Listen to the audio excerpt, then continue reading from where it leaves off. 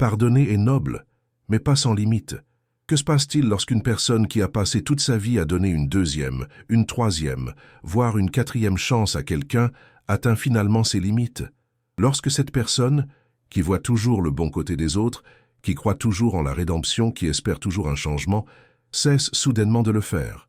Aujourd'hui, nous allons nous pencher sur l'un des phénomènes psychologiques les plus méconnus de notre époque. Que se passe-t-il lorsque les personnes empathiques cessent de pardonner? Si vous vous êtes déjà surpris à trouver constamment des excuses au comportement de quelqu'un, si vous vous êtes déjà senti coupable d'avoir fixé des limites, ou si vous vous êtes déjà demandé pourquoi vous continuiez à donner des chances à des personnes qui ne changent jamais, cette vidéo est spécialement pour vous. Nous allons explorer la psychologie qui se cache derrière le pardon, la différence entre le pardon et la réconciliation, et surtout, comment reconnaître quand il est temps d'arrêter d'accorder votre grâce à ceux qui en abusent constamment. Mais avant d'aller plus loin, permettez-moi d'être très clair sur un point que la plupart des gens comprennent mal. Le pardon et la réconciliation ne sont pas la même chose. C'est peut-être la distinction la plus importante à faire, avant de nous plonger dans la psychologie plus profonde de ce sujet. Lorsque la société nous dit de pardonner, elle veut souvent dire que nous devons aussi oublier, faire à nouveau confiance et poursuivre la relation comme si de rien n'était. Non seulement cela est psychologiquement préjudiciable, mais c'est aussi complètement irréaliste et franchement malsain. Le pardon est un processus interne. Il s'agit de libérer la colère, le ressentiment et le désir de vengeance qui peuvent empoisonner votre bien-être mental et émotionnel. Il s'agit de choisir de ne pas porter dans votre cœur le fardeau des actions de quelqu'un d'autre. La réconciliation, en revanche, consiste à rétablir la confiance et à poursuivre une relation.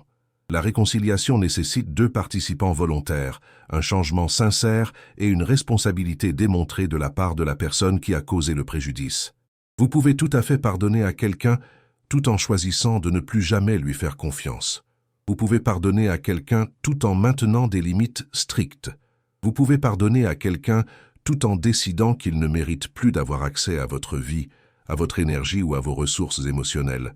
Ce n'est pas contradictoire, c'est de la sagesse. Beaucoup d'empathiques ont du mal à faire cette distinction, car ils ont été conditionnés à croire que le pardon signifie automatiquement le rétablissement de la relation. On leur a enseigné que le fait de maintenir des limites les rendait en quelque sorte impitoyables ou amers. Il s'agit là d'une manipulation déguisée en spiritualité ou en conseil moral, et il est temps de l'appeler par son nom. Parlons maintenant des signes qui indiquent qu'il est temps d'arrêter de pardonner. Le premier signe, et le plus évident, est la répétition sans véritable changement. Prêtez attention aux schémas, pas aux promesses. Lorsqu'une personne adopte de manière répétée le même comportement nuisible, s'excuse, promet de changer, puis recommence, elle vous montre exactement qui elle est. Croyez-la. Il ne s'agit pas ici de perfection. Nous commettons tous des erreurs. Nous avons tous des moments où nous ne sommes pas à la hauteur de nos idéaux. Ce dont nous parlons ici, ce sont des schémas de comportement constants qui démontrent un manque fondamental de respect envers vous, vos limites et votre bien-être. Quand quelqu'un vous montre par ses actions que votre pardon n'a aucun sens pour lui, que ce n'est qu'un bouton de réinitialisation sur lequel il peut appuyer quand il veut pour continuer son comportement nuisible, il est temps d'arrêter d'appuyer sur ce bouton. Le deuxième signe majeur est l'inversion de la culpabilité.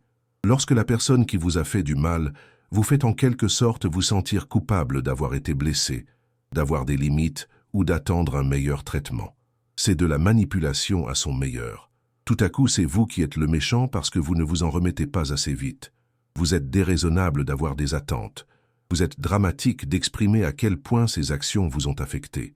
Cette inversion de la culpabilité se traduit souvent par des phrases telles que « Tu es tellement impitoyable, tu ne lâches jamais rien, tu vis dans le passé » ou « Je t'ai dit que j'étais désolé, que veux-tu de plus ?»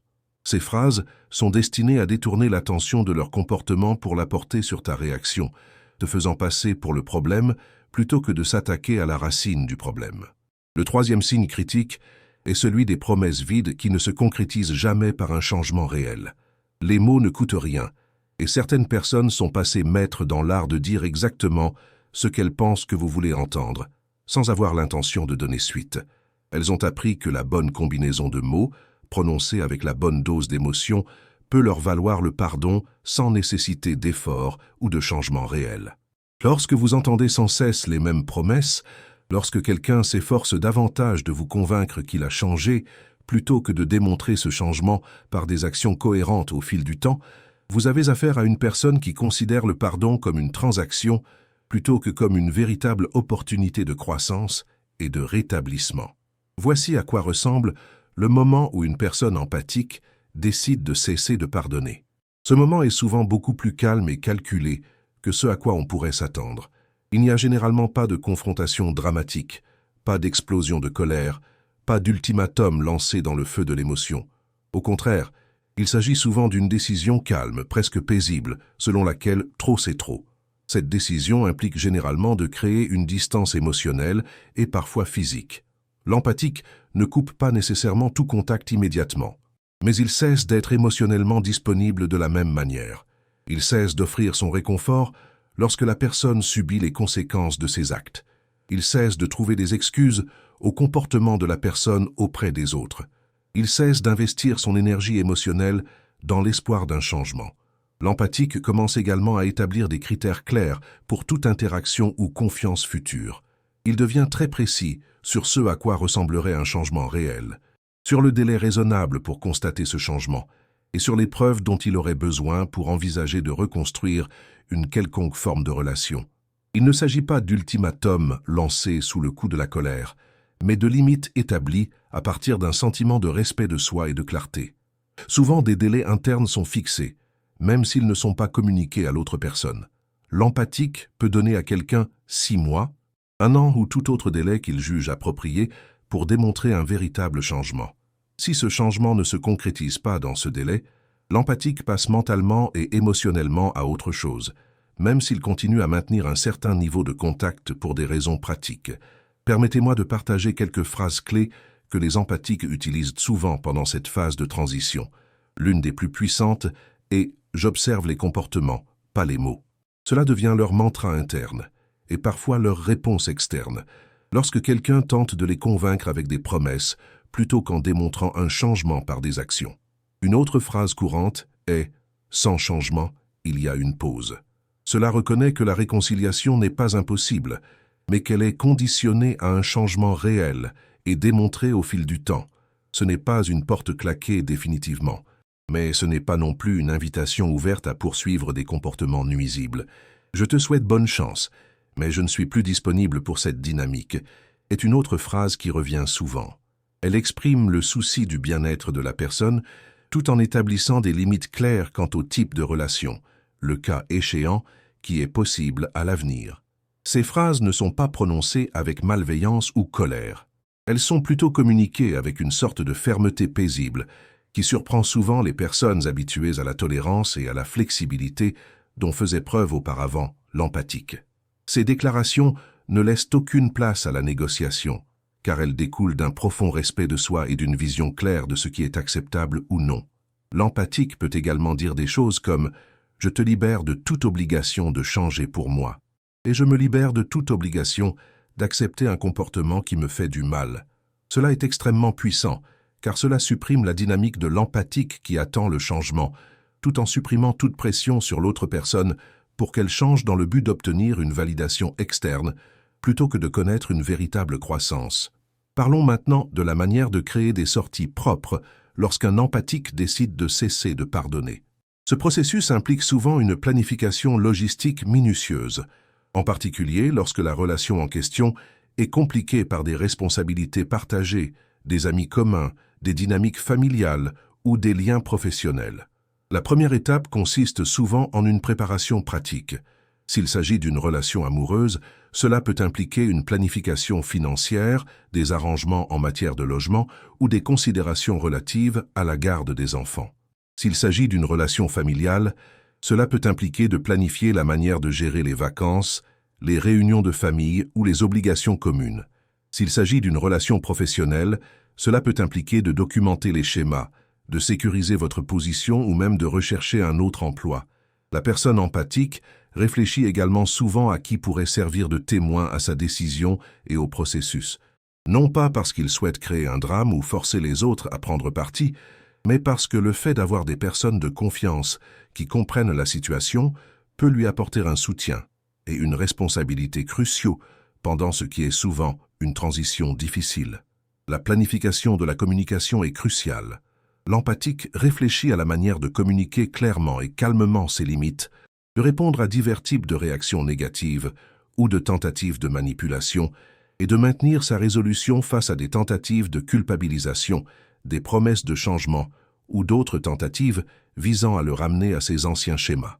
Cela implique souvent de se préparer à l'escalade du comportement de l'autre personne lorsqu'elle se rend compte que l'empathique est sérieux au sujet de ses limites. Certaines personnes deviennent plus manipulatrices, plus agressives ou plus désespérées lorsqu'elles perdent leur source fiable de pardon et d'accommodement. L'empathique apprend à s'attendre à cette escalade et à ne pas l'interpréter comme la preuve qu'il prend la mauvaise décision. Une sortie propre implique également une préparation interne. L'empathique doit souvent se préparer à ses propres sentiments de culpabilité, de doute et de tristesse. Même lorsqu'on quitte une situation néfaste, il est normal de pleurer la relation qui aurait pu être, de se sentir coupable d'avoir donné la priorité à son bien-être ou de douter d'avoir fait le bon choix. Il est essentiel de disposer d'un système de soutien pendant ce processus, qu'il s'agisse d'amis, de la famille, d'un thérapeute ou d'un groupe de soutien. La personne empathique a besoin de personnes qui peuvent lui rappeler pourquoi cette décision était nécessaire lorsqu'elle commence à vaciller, et qui peuvent lui donner une perspective lorsque les tentatives de manipulation l'amènent à remettre en question sa propre réalité. L'un des aspects les plus intéressants de tout ce processus est la façon dont la personne empathique se sent souvent pendant et après avoir pris cette décision. Il y a généralement une période initiale de chagrin et de tristesse, non pas parce que le comportement néfaste lui manque, mais parce qu'elle pleure la mort de l'espoir. Il pleure la relation qu'il aurait voulu avoir, la personne qu'il espérait voir l'autre devenir, et l'avenir qu'il avait imaginé si seulement les choses avaient pu changer. Mais sous ce chagrin se cache souvent un profond sentiment de soulagement et de paix. L'empathique n'a plus à porter le fardeau épuisant d'espérer un changement tout en étant déçu à plusieurs reprises. Il n'a plus à trouver d'excuses ou à minimiser les dommages pour maintenir la relation. Il n'a plus à remettre en question sa propre réalité, ni à se demander s'il est trop sensible ou exigeant. Cette paix s'accompagne souvent d'une énergie accrue et d'une plus grande clarté mentale. Lorsque vous ne consacrez plus votre énergie émotionnelle à un trou noir dysfonctionnel, cette énergie devient disponible pour d'autres relations, votre développement personnel, des activités créatives ou simplement pour profiter de la vie. De nombreuses personnes empathiques rapportent avoir l'impression de pouvoir respirer correctement pour la première fois depuis des mois, voire des années. Cependant, cette paix retrouvée s'accompagne souvent de ce que j'appelle être guéri, mais vide.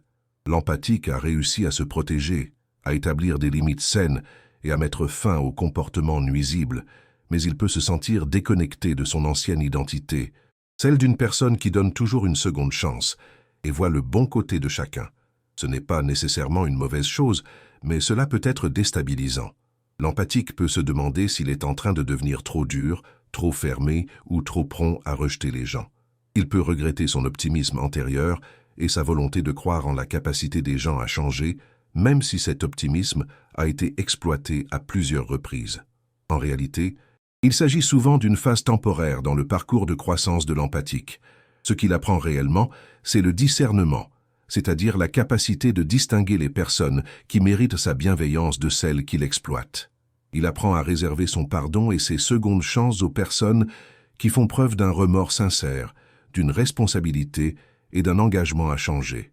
Au fil du temps, de nombreux empathiques constatent qu'ils deviennent plus compatissants, et non moins, car ils ne gaspillent plus leurs ressources émotionnelles avec des personnes qui ne les apprécient pas à leur juste valeur. Ils ont plus à offrir aux relations mutuelles, respectueuses et axées sur la croissance, car ils n'essaient pas constamment de remplir un seau troué. Ce processus conduit souvent à des relations beaucoup plus saines à l'avenir. Une fois qu'une personne empathique apprend à reconnaître rapidement les signaux d'alarme, à se fier à son instinct concernant le caractère des gens et à maintenir des limites dès le début, plutôt que d'essayer de les établir après que des comportements irrespectueux se soient installés, elle a tendance à attirer et à entretenir des relations de bien meilleure qualité. La personne empathique apprend qu'être aimante ne signifie pas tolérer indéfiniment les comportements nuisibles. Il apprend que la gentillesse n'exige pas de sacrifice de soi. Il apprend que le pardon est un cadeau, pas une obligation, et que retirer ce cadeau à des personnes qui en abusent constamment n'est pas cruel, mais sage. Il apprend également que certaines personnes dans sa vie n'étaient là que pour ce qu'il leur apportait. Une patience infinie, un pardon constant, un travail émotionnel sans réciprocité ou une tolérance pour des comportements que des personnes saines n'accepteraient pas. Lorsque l'empathique cesse de fournir ces choses, ces personnes disparaissent souvent naturellement de sa vie, ce qui peut être douloureux, mais aussi clarifiant. Les personnes qui restent et respectent les nouvelles limites de l'empathique sont celles qui méritent qu'on s'investisse dans la relation. Ce sont ces relations qui ont le potentiel d'un véritable respect mutuel, d'une croissance et d'un amour sincère. Ce sont des personnes qui n'ont pas besoin d'une deuxième chance à l'infini, car elles se soucient suffisamment de la relation pour bien faire les choses dès le départ, ou pour faire amende honorable lorsqu'elles commettent une erreur. Qu'est-ce que tout cela signifie pour vous? Si vous êtes une personne empathique qui pardonne sans cesse, qui trouve constamment des excuses aux autres, ou qui se demande si ses limites sont trop strictes, considérez ceci comme une permission de donner la priorité à votre propre bien-être. Votre pardon est précieux, ne le donnez pas à des personnes qui le considèrent comme une faiblesse ou une invitation à continuer à adopter un comportement nuisible. Commencez à observer les comportements au lieu de vous contenter d'écouter les paroles. Commencez à remarquer les schémas au lieu de vous concentrer sur les promesses. Commencez à vous demander non seulement si vous pouvez pardonner à quelqu'un, mais aussi si cette personne a fait quelque chose pour mériter ce pardon, au-delà du simple fait de le demander. N'oubliez pas que vous pouvez être aimant et gentil, tout en conservant des normes quant à la façon dont vous êtes traité. Vous pouvez espérer que les gens évoluent tout en vous protégeant de leur comportement actuel. Vous pouvez souhaiter du bien à quelqu'un tout en choisissant de ne pas vous exposer à des dynamiques relationnelles qui vous font du mal. L'objectif n'est pas de devenir cynique ou de se fermer à l'amour et aux relations. L'objectif est de devenir plus perspicace quant à l'endroit où vous investissez votre énergie émotionnelle et à qui vous accordez votre confiance. Certaines personnes ont mérité votre patience, votre pardon et votre seconde chance grâce à leur attention et leur respect constant à votre égard. D'autres ont perdu ce droit en ne se souciant pas de votre bien-être.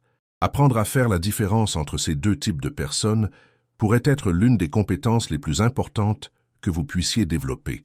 Cela vous évitera des années de chagrin, protégera votre santé mentale et émotionnelle et libérera votre énergie pour l'investir dans des relations et des activités qui vous nourrissent et vous épanouissent réellement. Votre empathie est un don, mais comme tous les dons, elle doit être chérie et non piétinée.